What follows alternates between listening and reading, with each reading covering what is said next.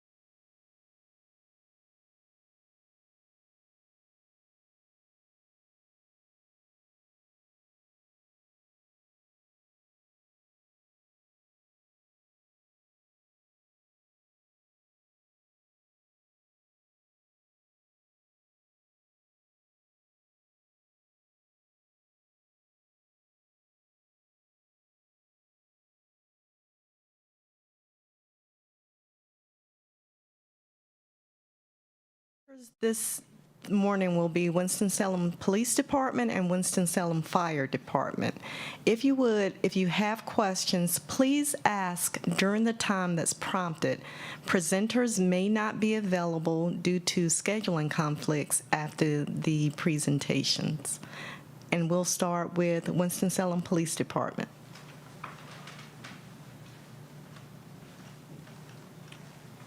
Good morning. My name is William Penn Jr., and I get the distinct honor of leading the greatest law enforcement agency in all the land, the Winston-Salem Police Department.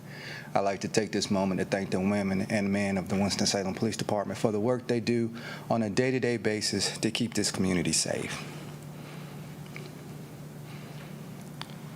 Also, I want to take this time to memorialize those law enforcement officers who lost their lives in the line of duty, making the ultimate sacrifice to keep this community safe. I'll begin with Police Officer Russell Mark Willingham Jr., end of watch Saturday, July 30th, 2011, and his cause of death was automobile accident. Patrolman Gurney L. Royal, end of watch Friday, August 1st, 1941, and the cause of death was gunfire. Patrolman Thomas Garland Anderson, end of watch Monday, August 15, 1927, cause of death, motorcycle accident. Patrolman Al Charles Kennard, end of watch Saturday, September 9th, 1961, motorcycle accident. And Sergeant Mickey Gray Hutchins, end of watch Monday, October 12, 2009, cause of death, gunfire. I would also note that on tomorrow we will be having a fallen officer ceremony on behalf of Sergeant Mickey Hutchins at 8 o'clock in front of the Vivian Burke Public Safety Center. I'd also like this opportunity to tell you about some of the great work being done by our officers after we have a moment of silence for those we've lost.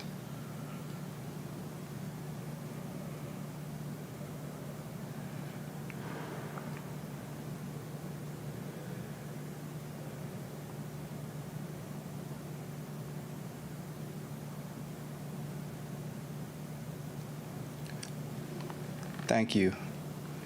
Earlier this month in New Orleans, our very own Lieutenant Benjamin Jones was recognized by the National Real-Time Crime Center as Supervisor of the Year for the work he's doing in our Real-Time Crime Center. Our very own Sergeant James Singletary will be recognized as a recipient of Winston Under 40 Leadership Awards for the work he's doing at the agency and in our communities.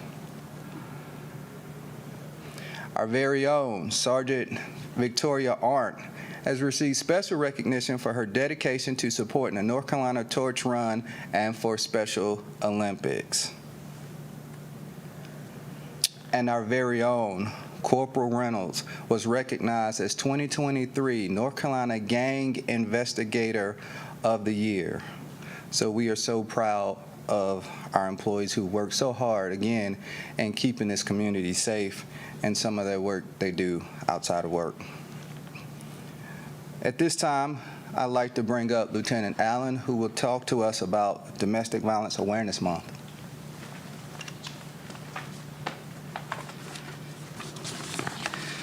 Good morning, everyone. Thank you for being here. My name is Mike Allen, and I'm a lieutenant in the Criminal Investigations Division. October is nationally recognized as Domestic Violence Awareness Month, and purple is the designated color associated with domestic violence awareness. Domestic violence impacts all of us and affects all of us, including the men and women of the Winston-Salem Police Department. We celebrate survivors, learn from, and grieve for those who have died, and seek new ways to find and reach those living with domestic violence. One of the units I have the pleasure of supervising is the Victims Assistance Unit. The Victims Assistance Program was established in 1997 with the primary objective of safeguarding the rights of victims and witnesses during judicial proceedings. During that time, the program has been committed to providing support, information referrals, and other victims' assistance to both victims and witnesses as prescribed by North Carolina general statutes.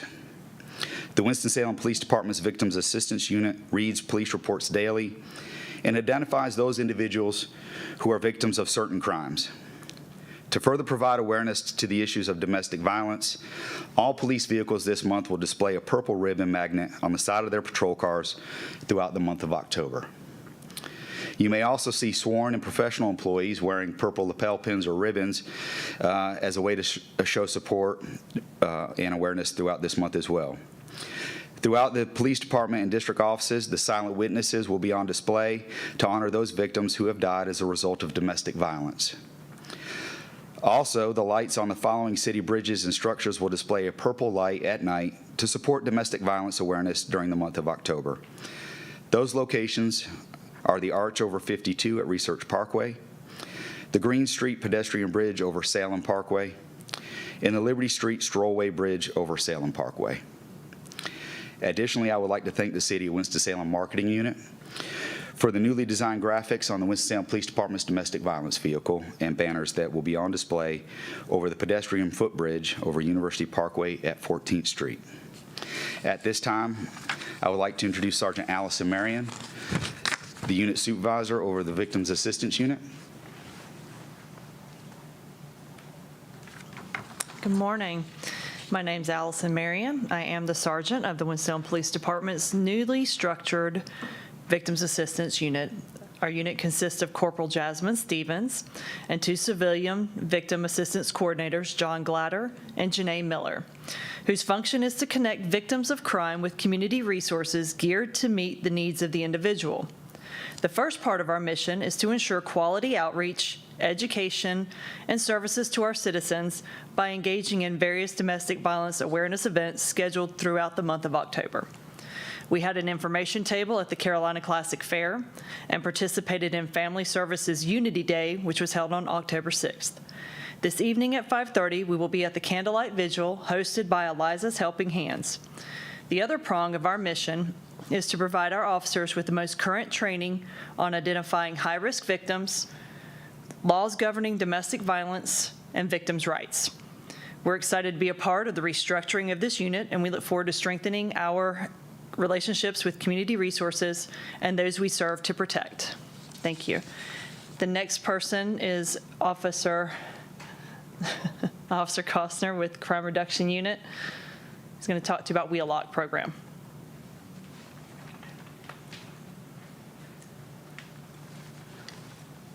Welcome, everyone. My name is Officer V.C. Costin with the Community Resourcing Unit. I will be talking to you about our gun wheel lock program. We've already had one successful program that we had September the 20th, where we gave over 120 wheel locks. This is in regards to a TikTok video or challenge that was done nationally. Over 8.3 million cars have been affected. I want to thank all the citizens who have gone out to Hyundai and or Kia and got the new security system put in that is free from them. But we will have on Wednesday, October the 17th, starting at 7 a.m., we will have our wheel lock program. It's going to be first come, first serve. If you come down to 1225 East 5th Street, we will be giving those wheel locks out. The goal is to try to get the locks out to those that may not already have the security system placed on their cars so that we can protect our citizens as well as their possessions. Approximately 240 of our wheel locks will be given out on this program. So again, it's going to be first come, first serve. I believe the last time we did it, we were out in about 15 minutes. So we're asking all of our citizens to please come out. We will try to get you in and out as quickly as possible so that you can protect your possessions. Thank you, and y'all have a great day.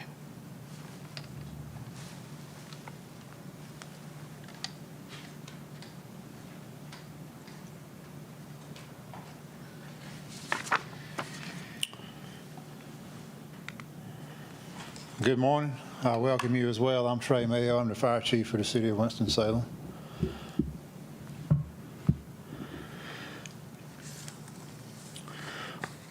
October is Fire Prevention Month, and we are in the midst of Fire Prevention Week.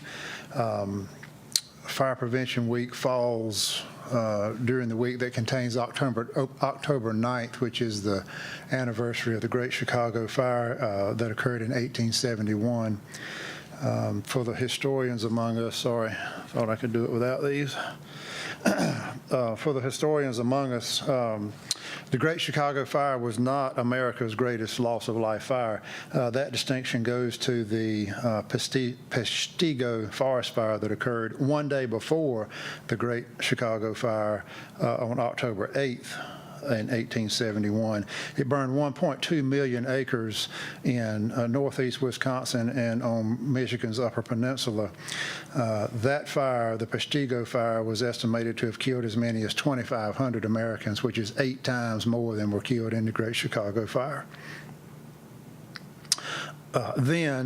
Much like today, what is reported as America's news mostly comes from our population centers because that's where the news outlets are. And the Peshtigo fire has largely been forgotten. Ms. Teresa Knops is here. She is the fire department's risk reduction specialist, and she's going to speak to you more about Fire Prevention Month. Also joining us this morning is Ms. Kristen Ryan. She's the director of the BEAR team, the behavioral evaluation and response team that is attached to the fire department that responds to non-clinical behavioral health emergencies in our community.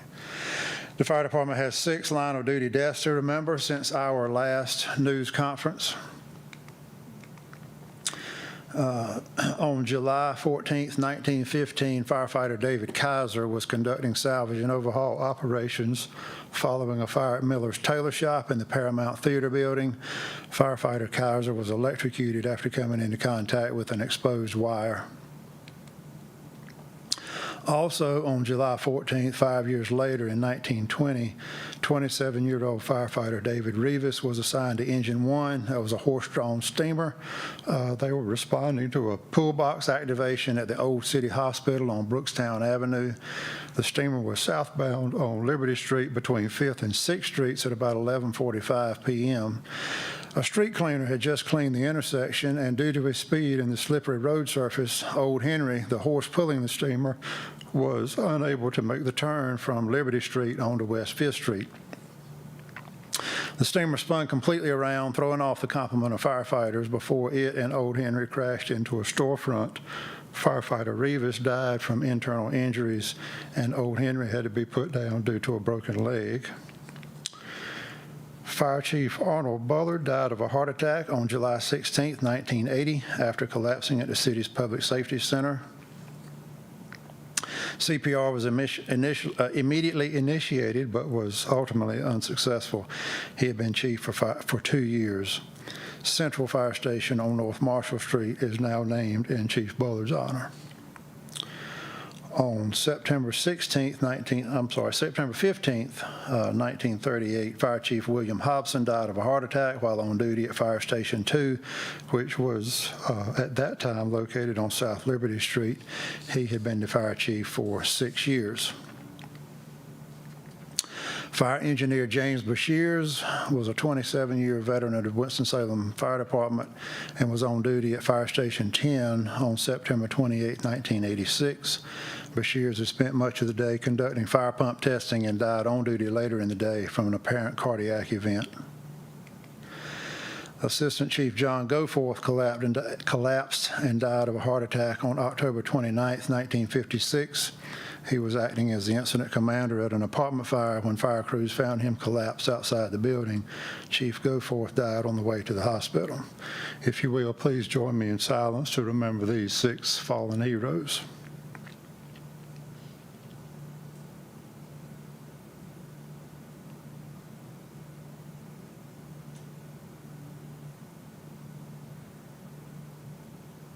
Thank you. Finally, for me this morning, we have an opportunity to remind everyone just how inherently dangerous a firefighter's job is.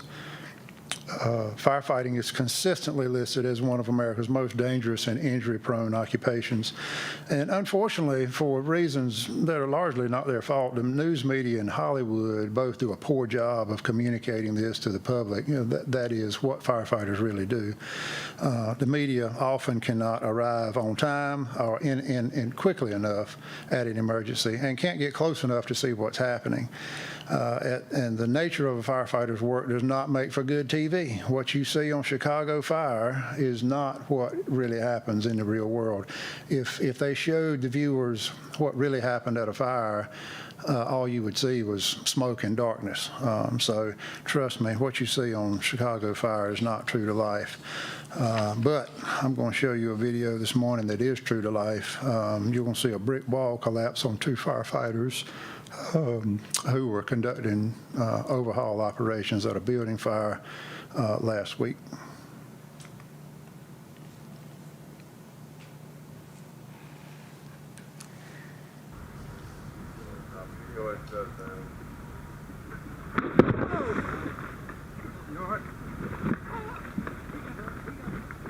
Where you at? Where you at? Hey, Ray. That was from Ladder 5's helmet cam perspective. This is from Engine 4's perspective. You all right? We got it. We got it.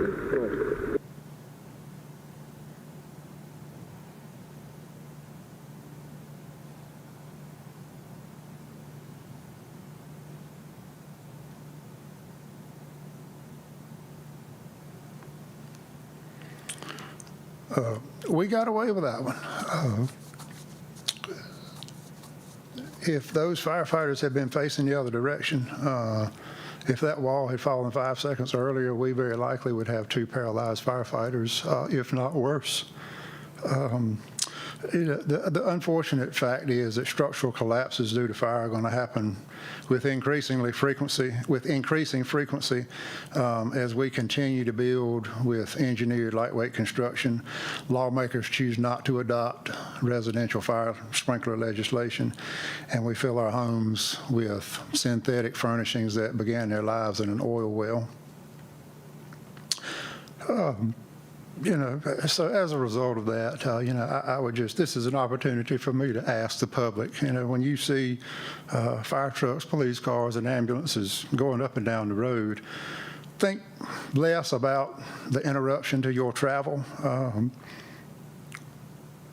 Think about the people to whom they're responding that are in need. And think about the risks that firefighters, police officers, and emergency medical workers face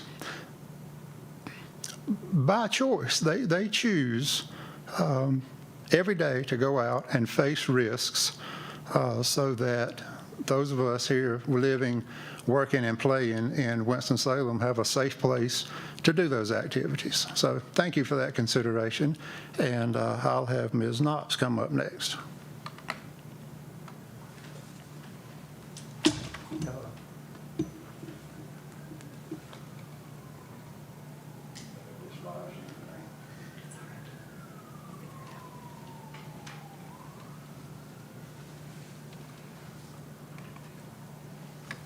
Good morning.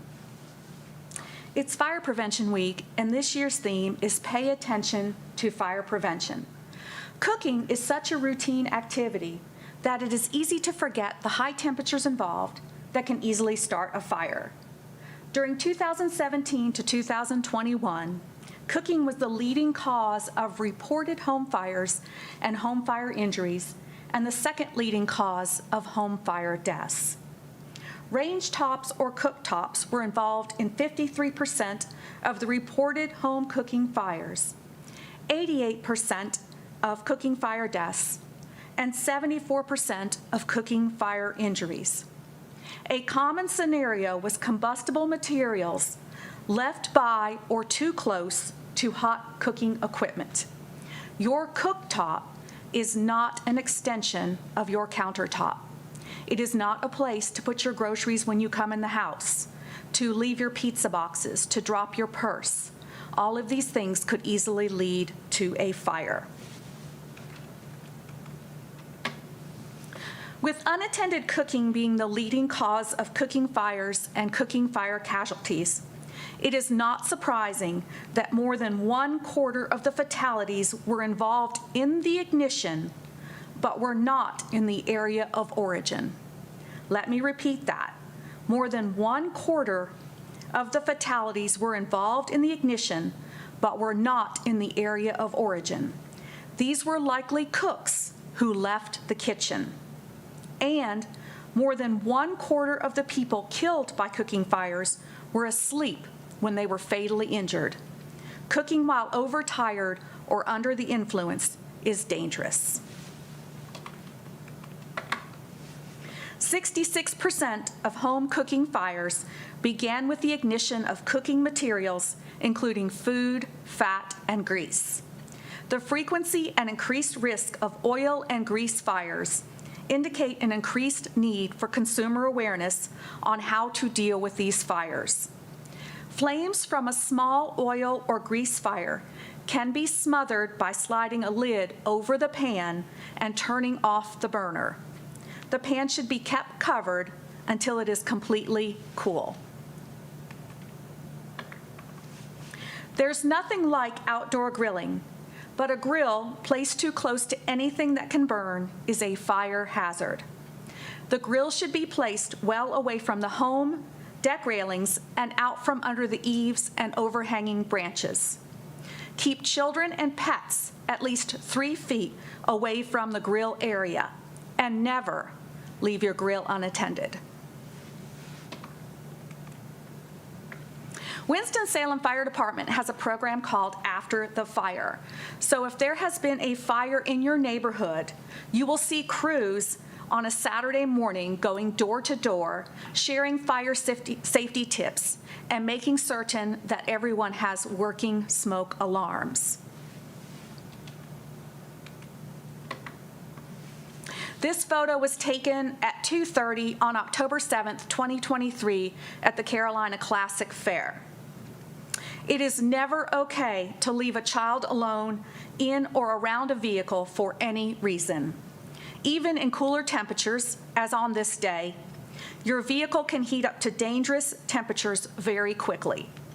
Heat stroke for children does not only occur during the summertime. This deadly issue can occur at any time of the year, in any weather condition, in any community, for any parent. Halloween is the deadliest night of the year for pedestrians. Children are more than 2 times as likely to be hit by a car and killed on Halloween than on any other night. Children should never trick or treat alone. They should remain on well-lit streets, use the sidewalk. If no sidewalk exists, walk facing traffic as far to the left as possible. Look both ways before and while crossing the street, and cross at corners, crosswalks, or traffic lights. Keep Halloween decorations away from open flames and other heat sources, such as light bulbs and heaters. Remember to keep exits clear of decorations so nothing blocks your escape route. And as always, make certain that all smoke alarms are working. I will now turn it over to Kristen Ryan, the director of the Bear Team.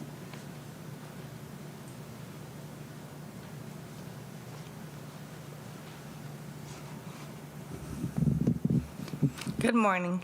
I have the honor of being the director of the new Winston-Salem Bear Team called the Behavioral Evaluation and Response Team.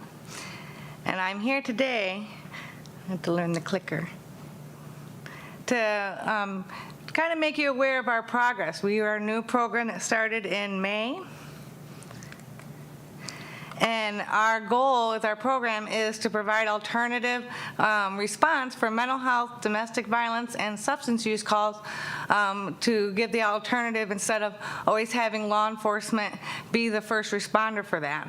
So we have had the pleasure of serving 740 citizens since May, and that was the direct 911 calls. And we also do an additional service that's a follow-up to make sure that the individuals that we come encounter with get linked properly to the services that they're in need of, and to prevent future crisis. We want to make sure that the community is well aware of our services so that when they are in need of mental health, that they're familiar with us, and that they know that they have an alternative choice. So if they call 911, they can ask for the Bear Team. Thank you.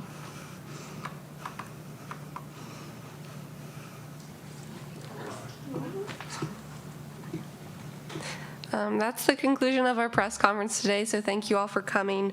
Our next one will be Wednesday, December 13th at 10 a.m. here in the council chambers. And please don't forget to sign in. Thank you.